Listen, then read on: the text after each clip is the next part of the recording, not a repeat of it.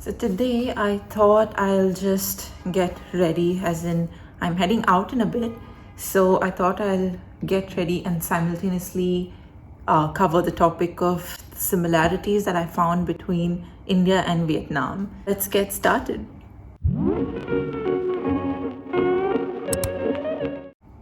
I mean, it's no doubt that India and Vietnam both are Asian countries, so there are similarities between the two. However, the notifiable similarities that I saw in Vietnam, I think the first thing would be the traffic, definitely. Now, as Indians, we're not new to heavy traffic and the honking. There are zebra crossings, but we don't really follow them. We just cross. It's called jaywalking. I think it's similar here as well.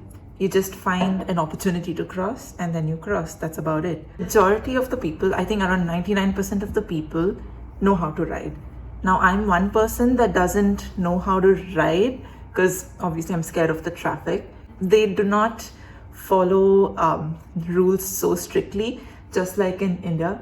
But it's always good to follow rules wherever you go, whichever country you're in. Now let's talk about the weather. Vietnam is quite a long country, so there are multiple weathers depending on where you stay. If you have to compare it to the weather in India, I think it's quite similar to the coastal regions in the south of India, like Chennai and Mangalore and Cochin, typical tropical weather. Right now we are in September, so the weather has become better, but not cool. I heard that from September end to November mid or end, it gets cooler gradually. And then from December to Feb, it's quite cold. And Jan is the coldest month. And then from Feb to I think March, it's springtime. It starts getting warmer and then summer peaks again. So that's how the weather is. Now I haven't yet experienced the winters in Vietnam, winters in Hanoi, but I heard it can get quite cold and quite sticky. So it's the wet kind of winter. Coming to the cultural aspects, actually before cultural, let's do the clothing, because I found it very interesting that the clothing that they use, the traditional clothing called ao dai, that is very similar compared to our Indian kurta and palazzo. And coming to culture now since we're all from the Asian continent, I think our cultures are similar and in some ways they overlap each other. Now, just like in India, how we address our elders, or it's about how we address people. So even in Vietnam, you address if a person seems a little older to you, then you address them as Chi, which is equivalent to sister, older sister, or Ain, if it's a male, it's equal to older brother, and so on. And if it's someone your age, you just address them as M. Now coming to other practices, just like in India, we as soon as we enter a house, we remove our shoes and enter the house. So it's quite similar here as well. When you're entering somebody's house, you remove your footwear and you enter. And apart from that, when you go or visit someone for the first time, you bring them food or gifts or snacks. If they have kids especially, you get some snacks for the kids or fruits. Same thing I think is there in India as well, where you get fruits or snacks or something for your host. The other thing is when you meet someone and you get to know them, they invite them home for food, mostly for lunch or dinner, which even in India we do. We invite people home. I think our love language is mostly making food and giving food for serving food for other people and basically pampering them and stuffing them with food. So coming to the next thing, it's food. So we all know how much the whole world loves Vietnamese food, and Vietnamese people themselves love their food a lot, and I get why. It's super delicious. One thing I've noticed in Vietnamese cuisine is the use of ginger and garlic.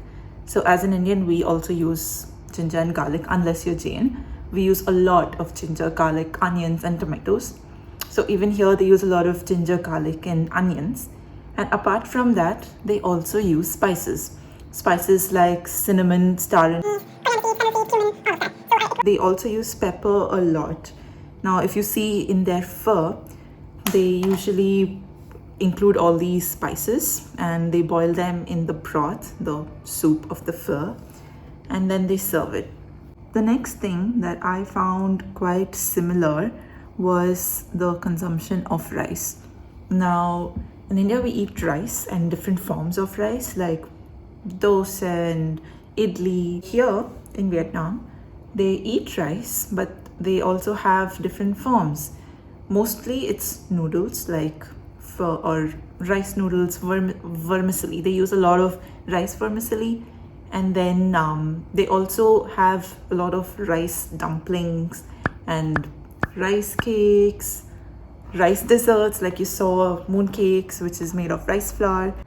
They even have curry leaves, and they use a lot of coriander leaves. So if you go to any shop at any moment, you will find coriander leaves there because they use it in their cuisine.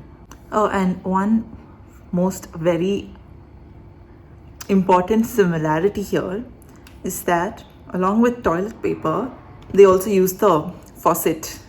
They call it the bum gun, but I prefer calling it the faucet, or some people call it the handheld shower, different names, but I don't know the formal technical name of it. So yes, they do use water here, which is great. I love the fact that they do that. And thankfully they have those, because I'm not just gonna stick to only toilet paper. I was thinking if they don't have that, I can probably get a bucket and a mug and use that bucket mug thing that we used to. That's all the similarities I have for now as far as I have observed.